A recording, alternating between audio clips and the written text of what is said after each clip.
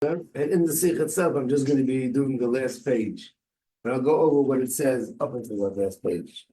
This is the famous Sicha that's known with the words where the Rebbe said, I did everything I can. Now you do everything you can to bring Mashiach. The time was Chavches Nissan, as you see on the first page. The 28th of Nissan. It was a Thursday night. It was basically the 27th going into the 28th. Thursday was 27th. Friday was the 28th. And this was Thursday night. And it was also precisely 11 months to the day from when the Rebbe had the stroke, which is on Chav Zayin, Chav Ches Odom. But I want to go through the Sicha, especially a few points there, and explain it. First, even though we're not doing it inside, I just want to give over what does it say up until, what we're going to do now is page number, all the way in the back, the last page number 140. But what does it say until page number 140? Until page 140, the Rebbe first speaks about the time we're in right now, which is the 28th day of Nissan, is a time which is extremely conducive for Mashiach. And then we gave approximately 16 reasons why the time is conducive to Mashiach, from 16 different angles. Not going to go into all of them, but first of all, the Rebbe said it's the month of Nissan. And the Gemara says, Rabbi Shua says, that just like the Yidden went out of Mitzrayim in Nissan, going out of Mitzrayim when Mashiach comes will also be in the month of Nissan. Now, it doesn't mean that it has to happen then. Mashiach can come any day. But it means that this month is extremely conducive that whatever happened the first time could happen again in this month. Then the Rebbe also added the fact that that year was Tavshin Nun Aleph. And the acronym for that is Tehei, Shnas, and the Floris Arena. It means a year that we're going to see miracles that are also an indication that we're witnessing miracles related to Geula. And then the Rebbe went into the fact that which day it is, which week it is, which parsha it is. So again, 1, 2, 3, 4, 5, 6, 7, and went on. Then he spoke also of the fact that it's Sphira. Basically, I counted 16 different reasons that were given until we get to page 140. At page 140, we start with Vav, where it says Vav. Here's where the Rebbe began. I remember no one expected the Sicha, and I think I walked in when the Rebbe said these words, and everybody was in shock. The Rebbe said like this, based on everything we said before, how the time we're in is an amazing time, and it's so conducive for Geula. This brings us to something, to me, something which is extremely shocking. How is it possible that notwithstanding all these things we just mentioned, and by the way, this is right after the Persian Gulf War, which means we just saw incredible miracles where the Yidden Eretz Yisrael was saved from a Russia who wanted to, God forbid, annihilate them. That was Saddam Hussein. And we saw miracles. How could it be that after seeing all these miracles, and we're in this time which is the most conducive of Mashiach, and in general, we're holding right by the threshold, how is that we still did not merit to have Mashiach and actually come? Something which is totally, completely not understood. So these are words which, in a sense, are directed towards Hashem. Like Hashem, how come you're not sending Mashiach yet? Look at everything that's going on. Look what everybody's doing. The time is right. Why didn't it happen? The next paragraph is the Rebbe speaking to us, to Chassidim. To me, an additional shocking thing. Shemis'asim asara v'kama Syrians. There are 10 people gathered together in this room. Not just 10, but many times 10, because there were a lot of Chassidim there, davening with the Rebbe. They're all gathered together in a very special time that's special regarding Geula. V'afal became, nevertheless, Einam Marishim, they're not storming and not raising a storm to do whatever can be done to bring Mashiach right now. which means as if the Rebbe is saying, I'm looking at your faces and I see that it's not totally out of the question, Rahman al-Islam, that Mashiach won't come tonight. Like we can handle it, it will come tomorrow night. Or we can handle it Gam Mocha, the day after. Or Gam Mocha Simon, 2 days later. Mashiach won't come. It's also okay. It's not that it has to be this second. In a sense, what do the Rebbe want? We see from this, and this answers the question a lot of people ask, that some people say, I can understand, people say Ad Masai, or those who say Yechi, and you call out about Mashiach, but how many times do you have to do this? People do it at a wedding, they do it by a bar mitzvah, they do it in shul, they do it after davening, they do it after the Torah reading, this one they do it here, there. What you see happening, this was an ordinary day of the week, a Thursday night, and what the Rebbe is saying, how come no one is saying anything, no one is raising a stone, no one is screaming out, Ad Masai, which means basically whenever there is a crowd gathered together, it should be utilized to raise a stone by bringing Mashiach. Yep. In the first part, when you was like I was saying, like, it's everything we said before, like all the reasons and like all the miracles. Why it's so conducive, yeah. Yeah, like how it's not. Oh, we didn't say like we see somebody here. Like my question was, maybe it doesn't make sense based on like, I'm gonna be instead. Like, I thought whenever we said like all these miracles, it was like showing us that, like we're on the threshold of Mashiach, right? But like not like to Hashem, like oh Hashem, show us miracles. Like why haven't we seen Mashiach yet? Like I was just confused with. No, in other words, what it means is Hashem is already showing us all these things, which means He's making it open and reveal to us that we're already in that time where miracles are happening. So, like, why doesn't it come to the end? I also want to make a point when the Rebbe says it's totally not understood. You have people, unfortunately, that say, you know why Mashiach is going to come? Because Yankov and Shmerel got into a fight in Shul. That's why Mashiach is going to come. This person did something dishonest. That's why Mashiach is going to come. That person is always speaking Lashon Hara. The Rebbe is saying, forget about it. There's no reason why Mashiach is going to come. We said this many times, that Yidden have already, we did our time. Everything we did throughout the years of Golus, all the Torah, all the mitzvahs, accumulated by all the millions of Yidden, and the Mesiras Nefesh, Yidden who lost their lives because they're Yidden, and Torah mitzvahs, all this is enough of a merit that nothing else should get in the way, and Mashiach has to come already. So therefore, we still don't understand, so what has to happen? This was done, that was done, this was completed, that was completed. That's what the Rebbe is saying. And then he adds, and even when people, so in other words, there should have been an outcry about Masai just because people gathered together.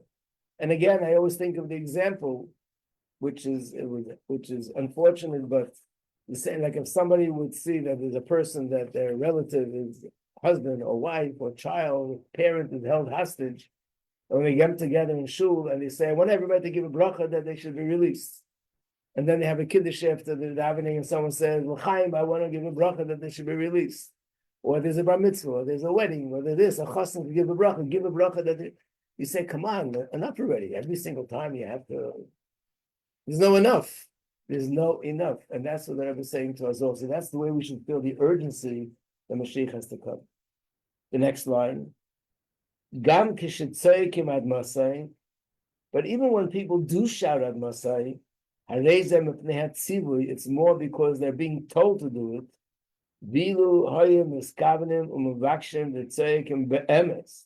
That if people would be screaming at Masai, really, they really felt it. So even though we just had a class and we spoke about the fact that we don't necessarily feel it so strong, but deep down we have it. But apparently, on some level, we should bring ourselves to a point where we should understand and to some degree feel as much as we can how urgent it is that Mashiach has to come. Then the Rebbe said these words, what else can I do? What else can I do to bring Yidden to shout and scream be'emes and to bring Mashiach? After everything I did didn't help. How do I know it didn't help? because we're still in Golus. There were a few words the Rebbe said that when it came to editing the Sicha, it's not there. It was deleted, obviously by the Rebbe. Or but on the recording, you hear the Rebbe saying it, and I remember saying the words. The Rebbe said these words: everything I did, he said in Hebrew, was lehevel v'larik, which means it was absolutely nothing and in vain, just vanity. Maybe they didn't want to put it in because the words are so as if it's disrespectful. But the question is, what do those words mean? How could you say everything the Rebbe did in lehevel v'larik? I mean, thousands of Yidden came closer to Yiddishkeit. Thousands of Yidden took on Yiddishkeit, the full force, with Torah, mitzvahs, themselves, their children, their grandchildren. Right now, it's hundreds of thousands of Yidden that are now learning Torah, doing mitzvahs. Besides the fact that thousands of people were helped with brachas to have children, health, getting married, parnasa, and so many. I mean, it's endless if you talk about all the things that the Rebbe accomplished. So you can say, okay, Mashiach didn't come, but you can't say that what you did is a hell of a rik, that it's nothing. The answer seems to be that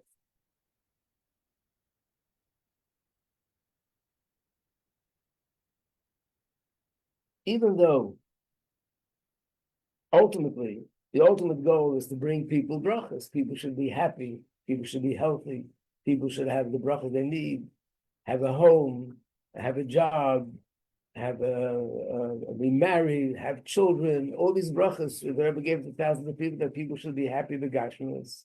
People should be in a good place, beruchnius, emotionally happy, and to be learning Torah, doing mitzvahs the way Yid is supposed to. Even though that's the goal, but there's also a deeper goal, which is like the goal of the goal. The deeper goal is that ultimately through this will tip the scale, and that'll bring Mashiach. And then everything will be on a level which is totally and completely good, the Gashmis and Baruchnis. So that means that even though amazing things were accomplished, but if the end goal is that all these amazing things to lead to something which is more amazing, and that's what's relevant to me more than anything else, and that is to bring Mashiach, then until that happens, doesn't mean God forbid that everything I did is nothing. Until that happens, it didn't really accomplish what it's meant to accomplish. Because on some level, all the other good things are a means to an end. And the end is going that it goes.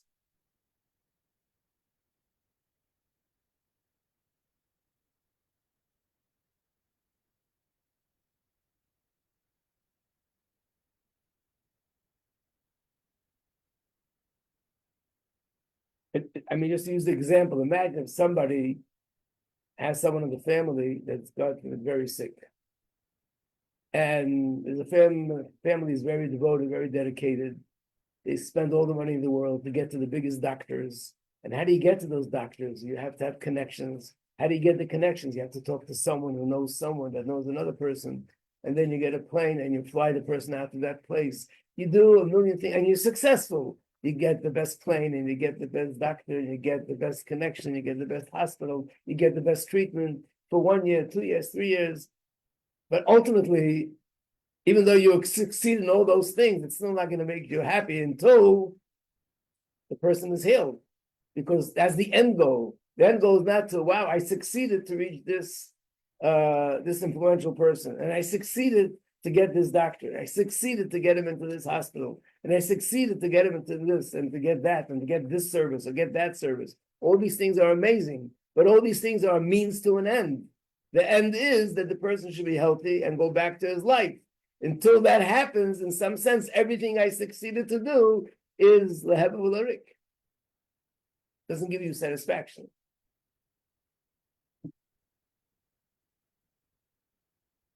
You know, it's interesting that there's a story with Rebbe Rashab that this was in Russia, and the government wanted this, and they were The Jews who were assimilated Jews, they were part of the Enlightenment movement. This is basically the reform movement, as it was in Russia, was pushing the government to do this, to make a new law that no one could become a Rav in a city unless they get a diploma from their school, their yeshivas. Their yeshivas is like if you know what Hebrew Union colleges, that's the yeshiva for a reform rabbi. What exactly they're studying, I don't know, but that's where you get the diploma to become a rabbi. Then there's another place where you get a diploma to become a conservative rabbi. So you can understand that if a person would have to go through that education, it would, God forbid, distort and affect their true values of Torah and mitzvahs. So they want to force every single person, even a Orthodox religious Jew, even a Hasidic Jew, must go to that school. Otherwise, they're not qualified to become a rabbi in the shul. And otherwise, they're not even qualified to be a teacher of children. So basically, the goal was to influence everybody who is in a position of influence, that they should get their education, which is unfortunately not according. So there was a big meeting. There were a lot of rabbis there, and at the meeting, it appeared at the end is they never succeeded to make these rules. But this is one of the meetings, and it looked like they're going to succeed. And the Rebbe Rashab gave a very strong talk and said, "We're not going to bend. We're not going to compromise." He got very emotional, and then he fainted. Whatever he said was so strong that they arrested him, because basically he was speaking out against the government. But they didn't arrest him by putting him into jail. They did what is called a house arrest, which means you're in your room, and there are guards around the room. You can't leave, and not anybody wants to come visit you. One of the other Rabbanim came to visit him. He walked in, the Rebbe Rashab was crying. So he said, "Lubavitcher Rebbe, why are you crying? We did everything we can." So the Rebbe says, "It's true, but the mission hasn't been accomplished." In other words, on some level, if you do everything you can, there's a certain sense of satisfaction. Listen, I tried, I did everything I can. Like imagine the doctor who is really going out of his way. He's there day and night. He goes to the patient even in times where he's not meant to go.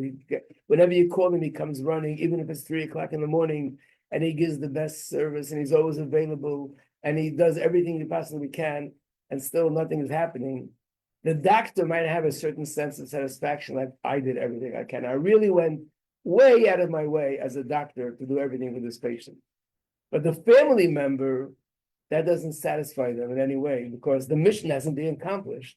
That doesn't give me satisfaction. I want to see the results, that this person gets out of bed and goes back home and goes back to work. So in a sense, the Rebbe is saying everything we did, Beruchnius, is an end in itself, that there should be Torah and mitzvahs in the world. But right now, in our generation, it's a means to even a higher end. The higher end is to bring Mashiach, when everyone will be accepting Hashem, Yidden, non-Jews, and everyone will do Torah mitzvahs. And that higher end, as long as it's not been accomplished, all the good things compared to that higher end are irrelevant. And that's what the Rebbe is saying. But not chas v'sholom that everything that was accomplished was worthless. Okay. Then Rebbe continues on page 141. The only thing that I can do is limser ha'inyu eleichem, to give it over to you. And then you see these words are in bold because the Rebbe put it in bold, obviously. And when he said it, you can also hear the Rebbe's voice animated and very, very emotional. Do everything you can. In Yonim Shem Ba'if, and the is the Toyu, Avu B'Kelim the Tikkun. Love it with purpose, do everything you can to bring Mashiach in actuality. I'm giving it over to you. These words initially put everybody into a state of shock. Giving it over to you sounds like I'm backing out, I'm giving it over to you. But we know the Rebbe never backed out of anything. The Rebbe never gave up on anything. The Rebbe never allowed a chassid to speak and even think of this kind of language. So it just didn't make sense that the Rebbe should be saying that I'm giving it over to you, meaning I'm letting go of the reins and giving it over to you.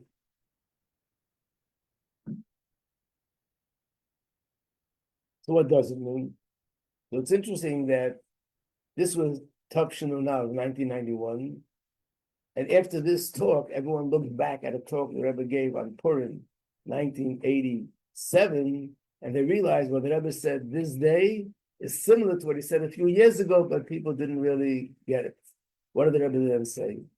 The Rebbe then said like this, that really the real sort of obligation and the responsibility to bring Mashiach, this is something so huge, something so phenomenal, it's mainly lies on the shoulders of the leaders of the generation, and specifically the one who is the leader of the generation. Something like this is not really the responsibility of every little man or woman and child walking on the planet. In fact, this is one of the reasons why there was so much opposition against Chabad and the Rebbe when this came out, where people were making fun and say, come on, I'm going to bring Mashiach. The Rambam didn't bring Mashiach. Rashi didn't bring Mashiach. The Ramban didn't bring Mashiach. All these great tzaddikim didn't bring Mashiach. I'm going to bring Mashiach. The Arizal didn't bring Mashiach. The Messiah didn't bring Mashiach. The line is up to the wazoo. And when they didn't bring Mashiach, we're going to bring Mashiach. We know the answer about the midget on the shoulders of the giant, but still the thought that someone like me is going to bring Mashiach is like saying, I'm going to fly to the moon. I'm going to create a spaceship, and with that spaceship, go to the moon. This could be a 3-year-old who's dreaming, but not an adult who's intelligent. How could you say you can bring Mashiach? So the Rebbe said, actually, up until a certain point, it really was mainly in the hands of the Nasi. Now the time has come that the Nasi, meaning the leader, they did what they can do as Rebbes, as giants. But there is a certain part that Hashem wants us to do as individuals. There's a certain avodah that's expected of a tzaddik, but there's a certain avodah that's expected to us. Yes, a tzaddik is greater than us, but this reason why Hashem wants people like us, obviously there's an advantage in what we do compared to what a tzaddik does in a certain way. It's like angels. Whose avodah is greater, what angels do or what human beings do? How could you compare a human being to an angel? So there's a certain advantage, of course, in what angels do over humans. They're infinitely greater. There's a story with a tzaddik who's named Reb Zusha, that he once davened to Hashem and said, please, I want to have a gift. I want to feel fear of Hashem like the angels fear. Even one of the smallest angels, just let me feel that. And they gave him the gift. A few minutes later, he was frantically davening, Hashem, please take it away. Because he just couldn't find a place for himself. He was under the bed, he was climbing the walls. He was overwhelmed with such awe, he couldn't handle it, even though he was such a big tzaddik. But how could you compare it to an angel? So angels are greater than humans. Is there any advantage in what we do compared to an angel? Of course, that's why Hashem created us. Same thing here. Hashem created tzaddikim. Not everybody's meant to be a Moshe Rabbeinu. So he created Moshe Rabbeinu, he created a Rambam, he created a Arizal, he created a Rashi, he created all these great tzaddikim, all the rabbis and the tzaddikim, but he also created us, simple people, because there's a certain advantage in what we do. So up until now, the avodah of bringing Mashiach was mainly in the hands of the giants.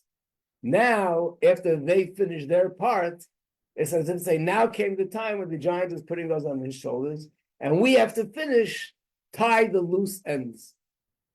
And this is something which we have to do, the Rebbe can't do for us.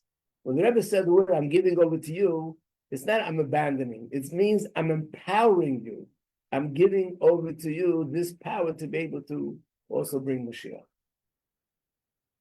And one of the ways you can explain it is, one of the things which some of you who learned this last year might remember is, do you remember this idea that every year has a spark of Mashiach in him? What is that, the spark of Mashiach? Which aspect of the neshama is called the spark of Mashiach? What? Yechida, right. Which is basically what we're learning about in the Maimer.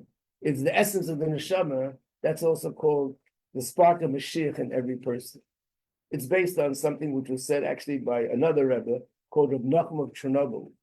And he writes in his Sefer that every Yid has a spark of Mashiach in him. That's the Yechida. And when we all reveal our sparks, that's sort of when he'll reveal his spark. That's when Mashiach will be revealed through that. So basically, the Rebbe has said a number of times that we're living in a time now that the spark of Mashiach within each individual is now closer to the surface. So maybe that explains why years ago only the tzaddikim were able to do this, because the spark of Mashiach in them is much more revealed. But now the time has come that the spark of Mashiach in men, women, and even children is now more revealed and closer to the surface. And therefore, we're all now empowered to bring Mashiach. So that's what the Rebbe is saying. Not, I'm giving it over to you and I'm letting go of the reins, because even in this Sicha, the Rebbe finishes off, and what I can do is I'll give you $1 for tzedakah. It's basically the Rebbe meant to say, as we understood it, I'm empowering you. I'm giving it over to you. Like Moshe Rabbeinu, gave over the power of leadership to Yeshua. But over there, it was preparing for Moshe Rabbeinu leaving. Here, again, it doesn't mean Chas v'Shalom, because after this, there was still so many sichas and so many things the Rebbe did, and it was all for the purpose of bringing Mashiach. What does it mean, the lights of Toh and Kalim of Tikkun? That's a little bit tough to explain in one word, but I'm going to assume that you're familiar with the idea from Chassidus. So I'll say something just in one line. The whole idea of what we call elevating the sparks, where it's explained in Chassidus and Kabbalah, there was a world called the world of Tohu. That world was actually a very high world. It's higher than Atzilus. It's a world with the light, and that world is infinite. So in fact, because the light was infinite, the vessels couldn't handle it, and the vessels broke. That's known as Shviras HaKelim. And that's where all these sparks came from. When Mashiach comes, what's going to happen? When Mashiach comes, we could repair these vessels, and that light, which was infinite, which was lost, is going to return and come back into those vessels. So that's what the Rebbe is saying. We should do it in a way that the light will be the light of Tohu, but the vessels will be vessels of Tikkun. To translate that in English, in simple language, it means we should go out with a message to the world about Mashiach, about the imminence of Mashiach, how it's really happening, and it's happening now. This is something which will send people into a Tohu mode. Like, come on, this is wild. You really believe it's happening now? It's very hard. That's why you see there's such a reaction. As much as there's a reaction of many people that are delighted to hear the news, there are other people that are just annoyed by it and don't feel that makes any sense, and you're not in the world of reality. What do you see it? How could you say it? Look what's going on. So it's something which sort of, it's Torah, meaning to say it's overwhelming, but at the same time, the vessel has to be tikkun, which means we have to find the words, we have to find the language, we have to find the way to communicate this to a person that they can accept it and absorb it in a settled way, not unsettled. Yeah. I thought it told the road bad. I thought we did it. Yeah, I thought it was like bad. The simple meaning of Tohu means chaos. Things are not in order. But according to Zohar, it's alluding to something on a higher level, that there's a world called Tohu. And those lights are so infinite, and that's why it's not settled. That's why it's not contained, because it's something which is infinite. We don't want that. No, so from that world, things evolved, and that's what became Klippa down here. That's the idea of Shviras HaKelim. The vessels broke, and that became the spark of godliness that's hidden, and that's what you're referring to, and it's a negative thing. But up there in its source, it's actually a very powerful light in the source. It's something like attainable, like it's. Oh, I so understood that, not. something we can access. Yeah. Right, now we can't. But when Mashiach comes, that light, which is initially there in that highest world and caused the breakage of those vessels, that light will shine down here. So it's an infinite light, overwhelming. But because of everything we did throughout all these years, the thousands of years, we can now contain the light and have it in a settled way. So we'll have both advantages. On the other hand, we'll have a light that's absolutely infinite. On the other hand, it will be contained.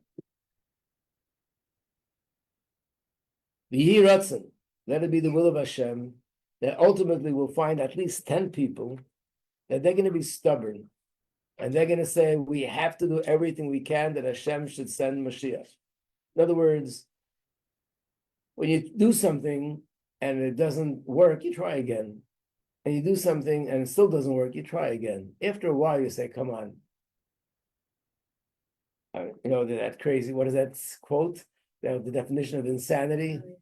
You keep doing the same thing and you expect different results. So you're davening, you're learning, you're doing mitzvahs, you're learning about Mashiach, and it still didn't happen. So you might give up. So therefore you have to use this stubbornness to be relentless, not to give up. In fact, it says, I'm kshered of who? The Yidden are a stubborn, stiff-necked people. In the pasuk, it's actually being used in a negative way. That here, look at Mitzrayim. There's so many miracles, and every other move, they're again against Hashem. Why did you do this? Why did you take us out of Egypt? Why do you make us hungry? Look, here's the Egyptians are coming. So they're stiff-necked. You can't get them to be in the right place. But the Rebbe says that character trait of being stubborn and stiff-necked in a positive way means we don't give up. We're relentless. And then and the end of the pasuk is that there Hashem will forgive us, and this will be stubborn in terms of bringing the Gula Mitzvah Shleima Miyat, Zion. Then the Rebbe says, and in order to hasten everything more through my actions, and the Rebbe just said, I'm not doing anything anymore. No, through my actions, I will give everyone $1 to give to tzedakah. And it says, but the dollar, as you all know, we explained this in other classes, the Rebbe didn't give out dollars. The Rebbe gave spiritual koyach and bracha through the dollar. The dollar was only a sort of a conduit through which the Rebbe gives the bracha. And I told you the story, it's a little humorous, that there was, in the beginning, before the Rebbe gave out dollars, there wasn't such a schedule that every Sunday gave out dollars. It started with, one day he walked into 770, and whoever was there, the Rebbe gave them nickels. But whoever was there, and after that, the Rebbe went back to his room. Then a week or two later, again, the Rebbe walked in, and randomly started to give out nickels. And every time more people were aware of it, they came running and got the nickel. It happened quite a few times. Eventually, I remember there was a group that came from Montreal, and the Rebbe gave them each $1. It was on a Sunday, and from that point on, it became a regular Seder. But one time, there were a group of kids, high school kids, visiting Crown Heights on a tour, and all of a sudden, they see everybody running upstairs. They must have asked somebody, and they told them the Rebbe is handing out nickels. So somebody overheard one kid saying to another kid, wow, I didn't realize this is such a poverty-stricken neighborhood here. Where the rabbi's giving out nickels and they're all running to get a nickel. So the Rebbe is giving out nickels and he's telling us to give to tzedakah, which is a big schus. And that itself is a big thing. But the deeper reason is the nickel or the dollar or the dime, these were sort of vehicles or conduits through which the Rebbe was mashpia bracha. Then the Rebbe said these words, these were even more shocking than before. Ani es shali asisi. I did what I can do. From now on, do what you can do. Again, on the surface, it sounded like, I did what I can do, didn't accomplish anything. Okay, you try it now.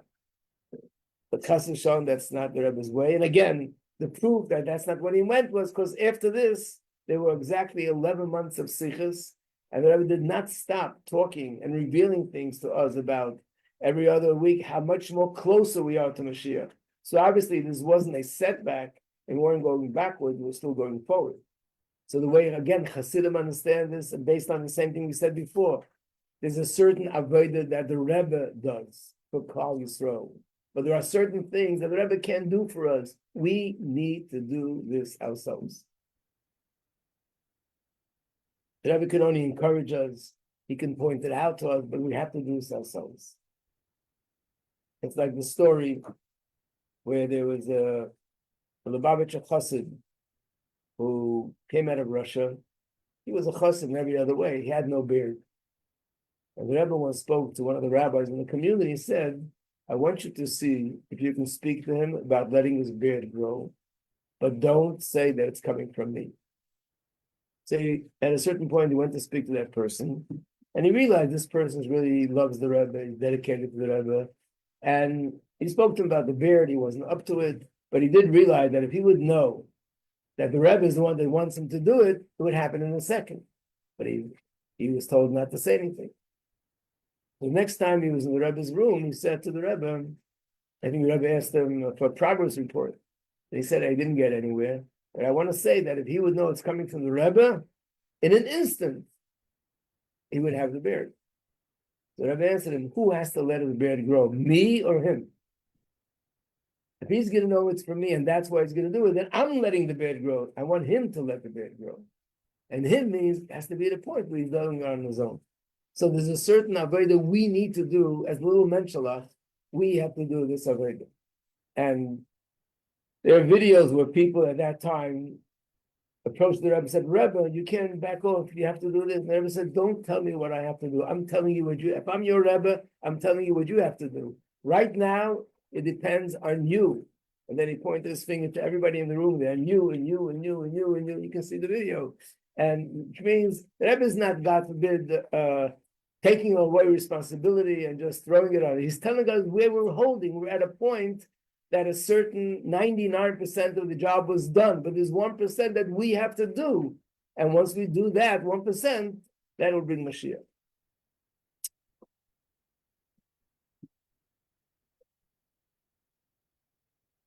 Yeratzeh will be the will of Hashem, that amongst Jews will be 2 people, 3 people that'll sit and think of ideas of what to do, how to do it.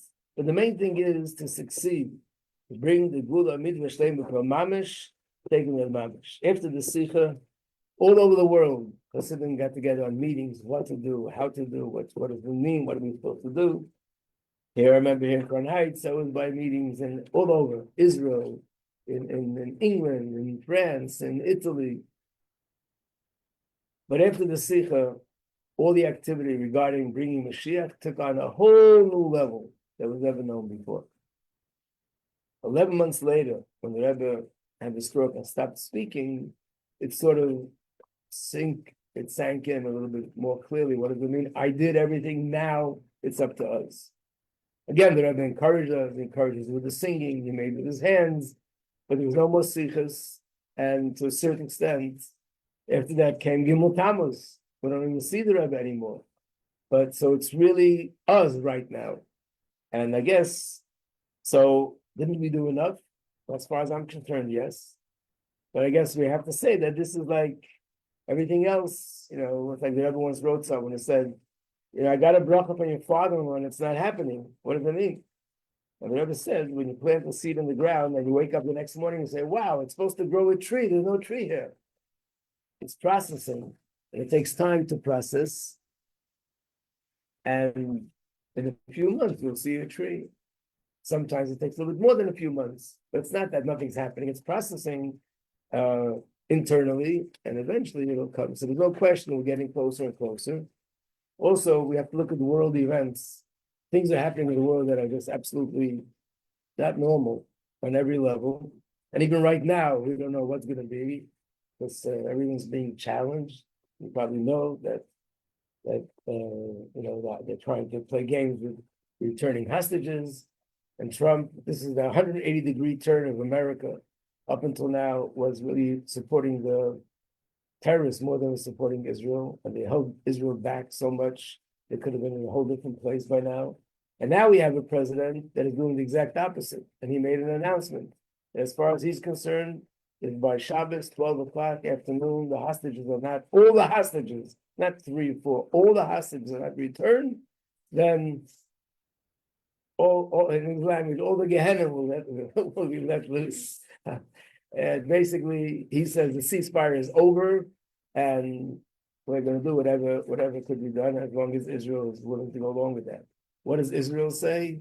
So there's 2 official statements, one that said exactly the same thing, and one that said, no, we're still going to go with the ceasefire, so everyone's confused. But something's happening. And I guess our tillin, our tzedakah, our learning to make sure that there's something that's happening should be something good and the most revealed way. Okay, let's stop here.